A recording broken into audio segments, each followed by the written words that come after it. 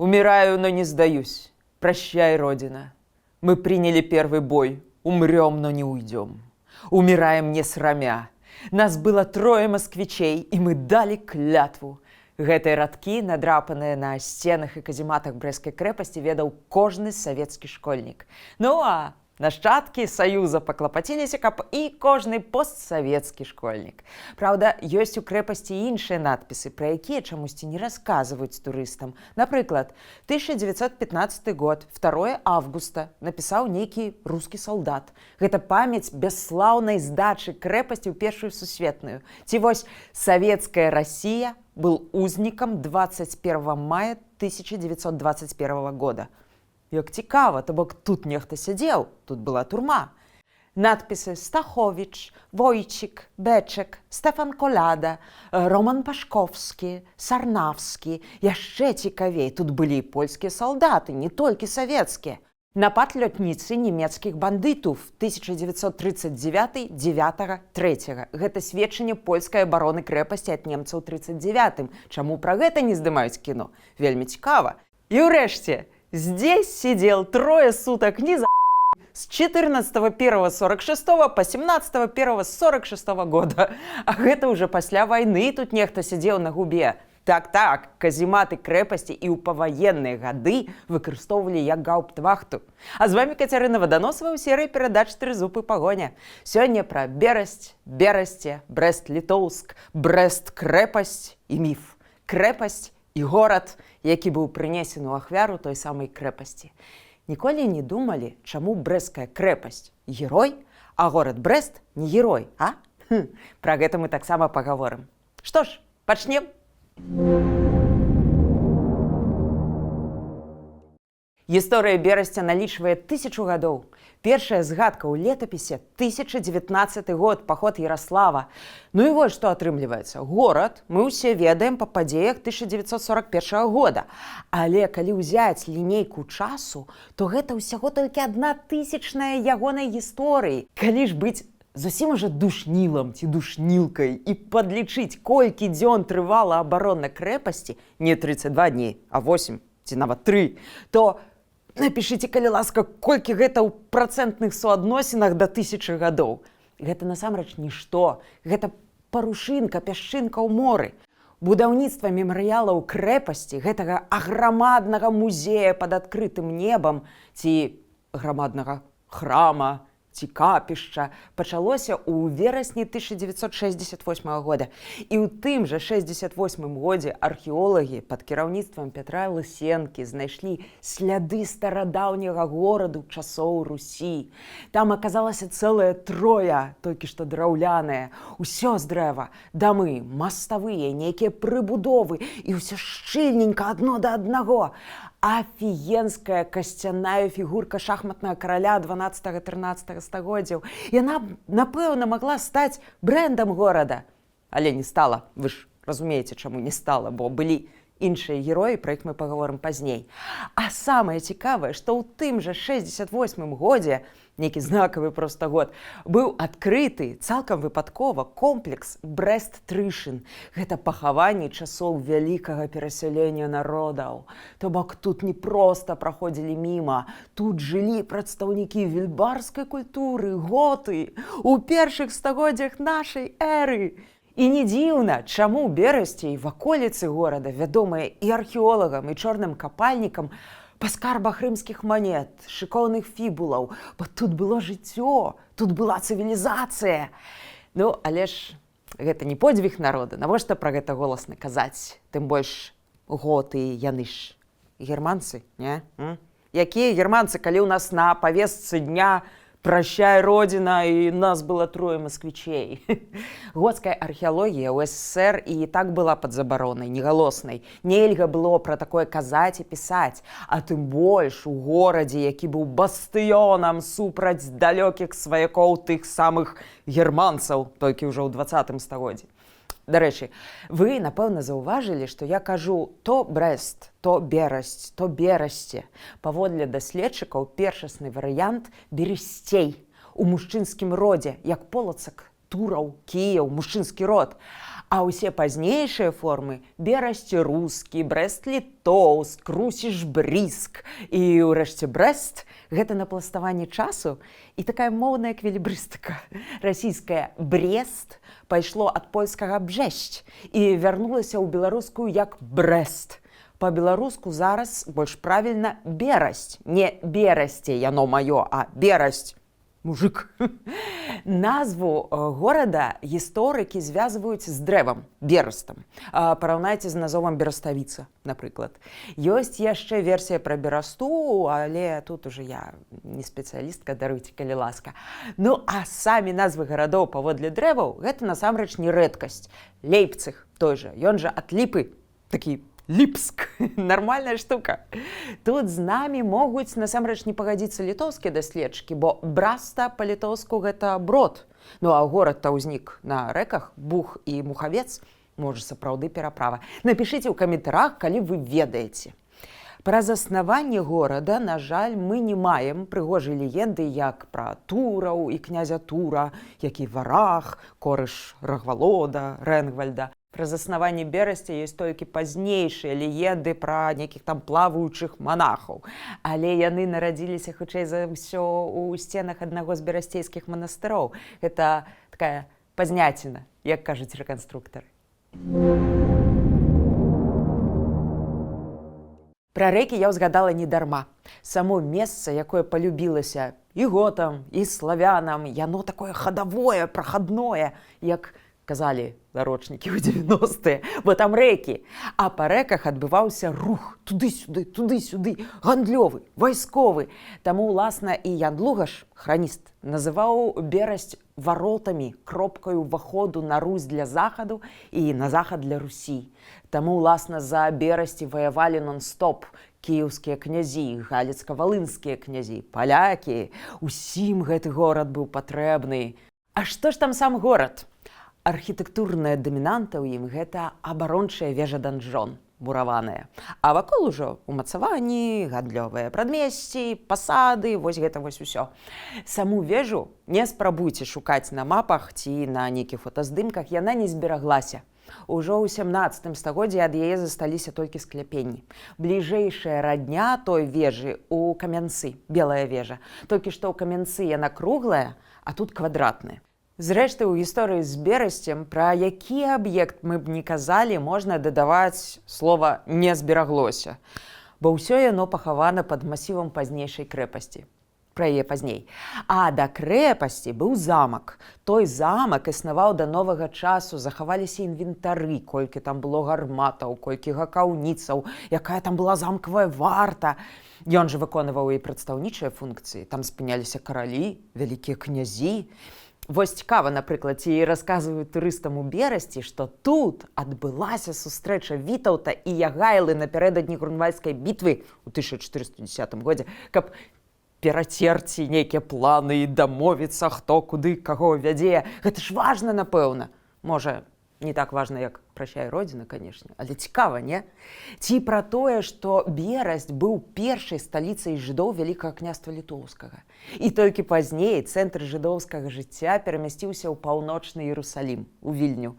Пра жыдоўскую прысутнасць у горадзе ўжо, бадай, нічога не нагадвае, ані вялікай сінагогі, ані малых сінагогаў, ані могілак не засталося, толькі вось гэтай подзвіг народу. Не жыдоўскага, а савецкага. У 16 стагоддзі Берасць – гэта нармальны такі рэнесансны горад. Недарма Мікалай Радзівіл Чорны, а ён быў берасцейскім старастам, адчыняе тут друкарню. Тут выходзіць першы пераклад святога пісьма з арыгіналу на польскую мову – берасцейская Біблія. Тут жа Лаўрэнцій Зізаній друкуе сваю кірылічную азбуку. Горад на той час, 1566 год, гэта цэнтр ваяводства берасцейскага. І ўрэшце 1596 год у Мікалаеўскай царкве укладзеная Берасцейская царкоўная унія. Зноў жа не ў Вільні, не ў Наваградку, не ў Любліне, а ў Берасці. Горад меў праваслаўную прашыўку, па-першае. А па-другое, ён меў статус саліднага места. Дарэчы, статус места, магдыбургскае права, Берасць атрымаў у 1390 годзе, першым з гарадоў сённяшняй Беларусі. А вось першая палова 17 стагоддзя – гэта час росквіту. Можна доўга насамрэч пералічваць, што тут было. Кляштар бернардзінак, касцёл беззаганнага зачацця найсвяцейшай панны Марыі, кляштар бернардзінаў, мужчынскі, кляштар базыльянаў, царква святога Петра і Паўла, калегія езуітаў з касцёлам Ісуса і святого Казіміра, фарны касцёл святого Крыжа і ўзнясення святой панны Марыі, кляштар аўгусцінцаў, касцёл святой Троіцы, кляштар трынітарыяў, касцёл святой Барбары. І вось калі я гэта ўсё пералічваю, такое ўражанне, што гаворка ідзе пра нейкую Італію, пра Флорэнцыю якую-небудзь. Бо дзе гэта ўсё? Дзе гэта ўсе барочныя будынкі 17-18 стагоддзя, якія ў лепшым выпадку мы бачым на гравюрах ці на ранніх фотаздымках? Я хутка раскажу. А вось 1648 год – гэта важная веха, якая падзяліла гісторыю горада на да і пасля. Сябры, калі вы хочаце, каб нашае відэа убачыла як мага больш людзей, калі вы лічыце гэта важным, то мы чакаем на вашу падабайку, падпіску і каментар. І донат, канешне, калі вы не ў Беларусі, і для вас гэта бяспечна. Дзякуй вялікі. 1648 год – пачатак казачай вайны, паўстання Хмельніцкага. У рэаліях Рэчы Паспалітай гэта страшная грамадзянская вайна, у якой прайгралі ўсе. І каталікі, і праваслаўныя, і юдэі, і пратэстанты, усе. Бо яна справакавала маскоўскую інтэрвенцыю, нашэсце маскавітаў, а яшчэ шведскі патоп, але гэта больш бяда для польскіх земляў, чым для нас. У выпуску пра наш гістарычны рахунак Маскве я давала цытату пра наезд ваяводы Хаванскага на Берасце ў 1660 годзе. Агнём і мячом пустошылі, палілі, сціналі, мардавалі.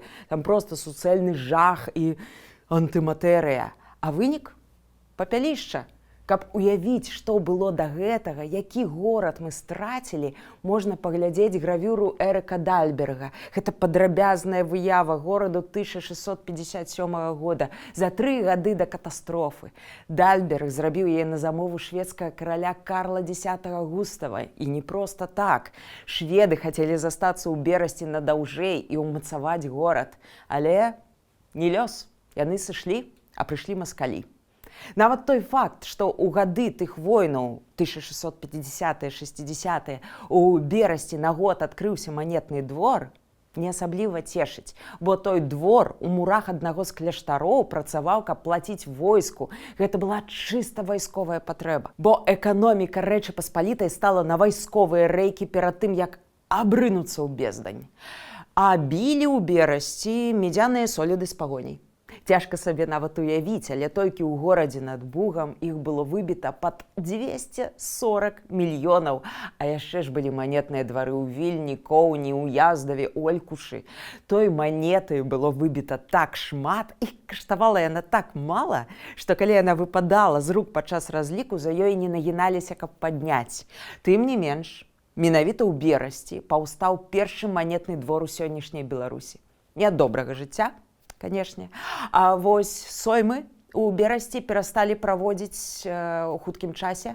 Апошні прайшоў у 1653 годзе, а далей асабліва не было дзе. Замак прыйшоў заняпад, і ўсё палітычнае жыццё Рэчы Паспалітай перамяшчалася пакрысе на захад. Масковія, а з часоў Петра Расія, таксама перамяшчалася на захад, усё 18 стагоддзе. І ўрэшце яна паглынула і Берасце, які ўвайшоў у склад імперыі пасля трэцяга падзелу Рэчы Паспалітай. Але глядзіце, што цікава. У 1801 годзе Берасць апынуўся ў складзе Гродзенскай губерні. То бок колішні заможны горад, дзе спыняліся каралі, праходзілі соймы, стаў усяго толькі уездным. Кропачкай на мапе, як тысячы іншых, якія апісвалі розныя там грыбаедавыя і салтыковы шчадрыны. З гусямі, са свінямі на вуліцах, з п'яным інвалідам у вартавой будцы. Вот такое.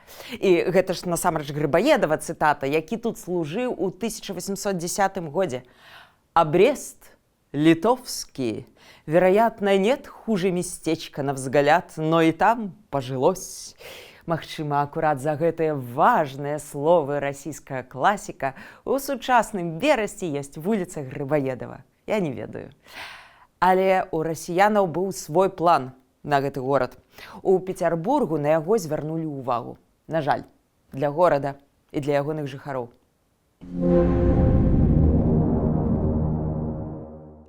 Праекты пераўтварэння горада ў крэпасць, а калі быць зусім ужо дакладнай, зносу горада і пабудовы на ягоным месцы крэпасці, пачалі круціцца ў расіянаў яшчэ на пачатку 19 стагоддзя, яшчэ да вайны з Напалеонам. Тады проста не паспелі. Чаму? Той самы стары геаграфічны прынцып, бо гэта мяжа ўсходу і захаду, а яшчэ самы кароткі шлях на Варшаву.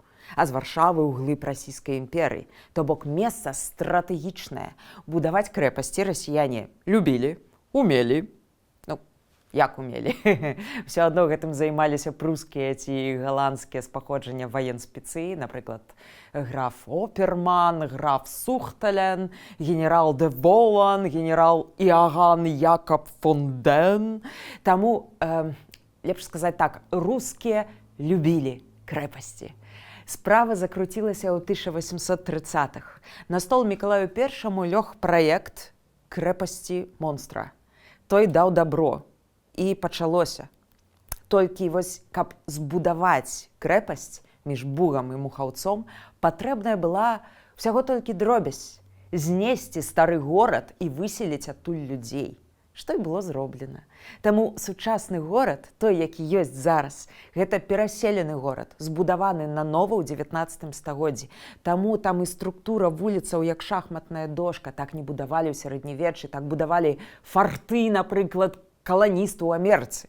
То бок горад, па праўдзе, нармальны такі помнік каланіялізма. Пачалася будова цытадэлі з 2-метровымі сценамі з чырвонай цэглы, з 5 сотнямі казематаў, якія б маглі змясціць 12 000 салдат, равелінамі, капанірамі, парахавымі складамі. Тыя самыя легендарныя холмскія вароты, яны ж не савецкімі інжынерамі збудаваны. Гэта старая імперская школа фартыфікацыі. Яшчэ былі тэрэспальскія вароты, александраўскія або паўночныя, паўночна-заходнія і паўднёвыя. Яшчэ кола фартоў, спачатку на адлегласці 3-4 кіламетры ад крэпасці, а пазней ужо і 5-7 кіламетраў. То бок крэпасць, яна проста як чорная дзірка, проста засмоктавала прастору, бо ўвесь час дабудоўвалася і пашыралася. Яно і лагічна, бо артылерыя развівалася, значыць, трэба ўвесь час перарабляць зноў і зноў. Ну і, канешне, гэта была чорная дзірка ў сэнсе грошай, бо гаворка пра мільёны царскіх рублёў. На гэтыя грошы можна было б некалькі гарадоў пабудаваць з нуля, але крэпасць, канешне, важней. Ну, а жыццё гораду, яго цывільнай часткі, дзе жылі звычайныя людзі, так ці інакш праходзіла ўжо ў ценю крэпасці. Тым больш, што і сам горад апынуўся ў гэтым капкане фартавой лініі. Ужо той горад, які перанеслі і збудавалі на ўсход ад колішняга старажытнага. А ведаеце, што самае цікавае? А самае цікавае, што ўсе гэтыя мільёны рублёў, памножаныя на таленты вайсковых інжынераў і працадні звычайных рабочых, пераўтварыліся ў пшык. Чаму? Бо расійская армія пакінула крэпасць Брэст-Літоўск за адзін дзень у Першую сусветную вайну. Адзін дзень! Адзін!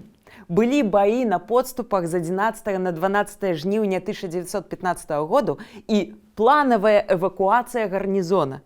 І ўсё. Не ўсё, прабачце. Папярэдне рускія ўзарвалі частку ўмацаванняў і спалілі горад. Той горад, які для цывільных людзей нармальны. Людзей 47 000 чалавек планава эвакуявалі. А іх дамы, пажыткі, ўсё, што на воз не пакладзеш, спалілі, каб не дасталося кайзеру. Немцы пасля выпусцілі безліч паштовак з відамі разбуранага гораду. Там папялішчы, там коміны замест дамоў. Але гэта не вынік зацятых баёў. Гэта планавае адступленне расійскай арміі. Вялікай і непераможнай. Могуць, умеюць. Па выніку брэсцкага міру 1918 года горад адышоў Польшчы. Міжваенная 20-годка – гэта гісторыя Бжэсця над Бугiem. каб не блытаць з Бжэсцем Куявскім, таксама ў Польшчы. Палякі, зразумела, таксама трымалі гарнізон у крэпасці. І вось яны акурат і прынялі ўдар немцаў у 1939. Гэта гісторыя першай абароны крэпасці, польскай абароны. Армія Гудерыана дайшла да гораду 14 верасня 1939 года. Палякі адбілі 7 нямецкіх атакаў, страціўшы 40% асабовага складу. То бок там ужо тады, насамрэч, было пекла. Немцы чаргавалі налёты, абстрэлы, пяхотныя штурмы. Камандуючы абаронай генерал Канстантин Плісоўскі пашкадаваў людзей і загадаў пакінуць муры крэпасці ў ноч на 17 верасня. Ён, дарэчы, загіне, той Плісоўскі, але не ў нямецкім, а ў савецкім палоне. Яго расстраляюць у Харкаве саветы. Што далей? Немцы перадаюць горад саветам. Гэта гісторыя пра савецка-нямецкі парад у Берасці 22 верасня 1939 года, які ватныя гісторыкі чамусьці упарта адмаўляюцца называць парадам. Як яшчэ назваць падзею, калі па горадзе праходзяць войскі, тэхніка, а на трыбуне стаіць нямецкі генерал Гудерыан і савецкі камбрык Крывашэйн? Гэта што? Гэта карнавал, гэта ваеннае шоу, ці гэта манеўр? Як это назваць па-іншаму, акрамя як парад? Калі вы ведаеце, напішыце, калі ласка, ў каментарах. Далей, кароткая перадышка, 39-41 гады. Хаця, насамрэч, якая такая перадышка? Саветы тым часам проста пічкалі крэпасць людзьмі, тэхнікай, проста да не магу. Вось колькі ўлезла, столькі туды засунулі. 9000 чалавек, у 3 разы больш, чым польскі гарнізон.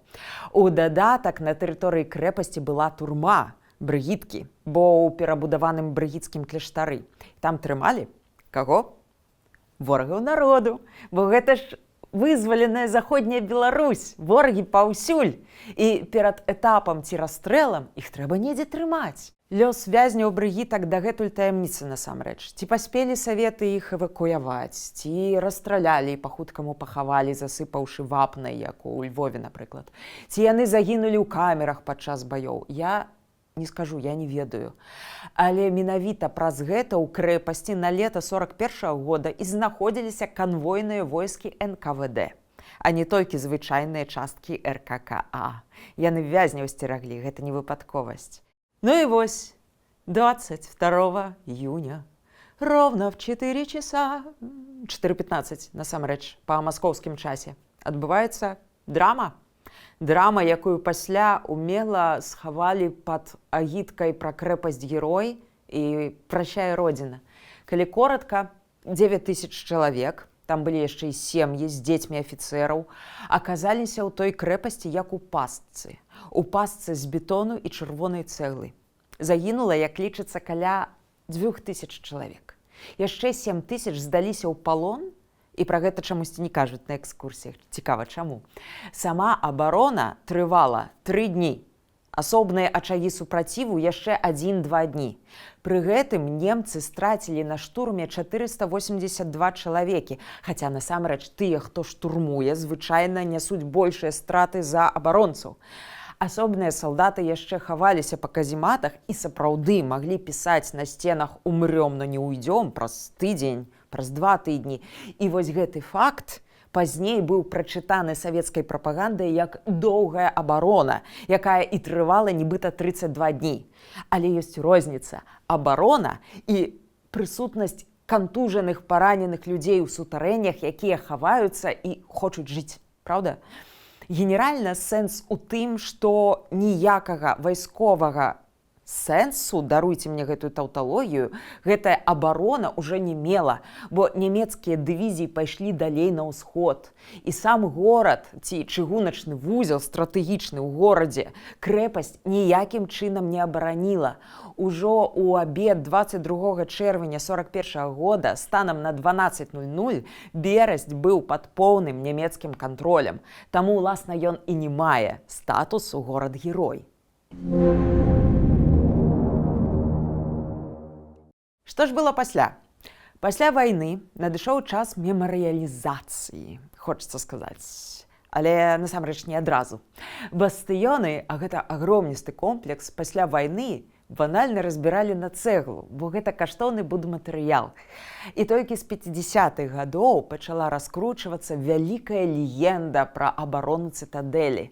Карціна Петра Крываногава «Защитники Брестской крепости», праца пісьменніка Константина Смирнова «Крепость над Бугом», які фактычна і ваяў увесь гэты міф, фільм «Бессмертный гарнизон» па сцэнарыі Константина Симонова, тысячы кніг, публікацыяў, малюнкаў, карцін, турыстычныя аўтобусы, буклеты, прысягі піянераў, званне крэпасць-герой, нарэшце манументальны комплекс «Брестская крепость-герой». Дайшло да таго, што самі гэтыя надпісы «Умираю, но не сдаюсь» сталі пісаць паўсюдна, на любых руінах і заброшках. Вось вам надпіс з колішняга палацу князёў Сангушкаў на Валыні «Умрём, но не сдадимся». Тыя, хто гэта пісаў, 70-е, 80-е гады, магчыма, сапраўды не здаліся. Можа быць, памерлі, але ад гарэлкі ці чарніла. Да. Што ж атрымліваецца? Атрымліваецца, што новай чорнай дзірой, якая ўсмоктвае ў сябе ўсё навокал, стала не крэпасць як комплекс будынкаў, а крэпасць як прапагандысцкі наратыў. Наратыў, які падмяніў сабою доўгую, цудоўную, маляўнічую, супярэчлівую гісторыю горада. Наратыў, які не церпіць дыскусіі, фактаў, спрэчак. А калі браць шырэй, то гэта, насамрэч, змрочная легенда пра Беларусь як фарпост, які ніколі не пусціць на Маскву варожыя танкі. Мы памром, але не здадзімся, бо радзіма яна ж не дарма ад Бреста да Владивостока, праўда. То бок з рэальнай драмы паўстаў прапагандысцкі міф з праекцыяй на будучыню. Як вам гэта ўсё? Ці вы згодныя? Ці сапраўды наша роля і місія ў свеце быць цытадэллю па дарозе на Маскву, вечным акопам, з якога трэба адстрэльвацца і умерець в барьбе за это? І што нам ввогуле рабіць у перспектыве з усім вось гэтым, з крэпасцю, з берасцем? Як вярнуць гораду ягоную сапраўдную, больш як тысячагадовую гісторыю? Пішыце ў каментарах. Канешне, калі вам гэта бяспечна. А на сёння мы развітваемся. Будзьма разам з сапраўднай гісторыяй. Будзьма разам з Украінай.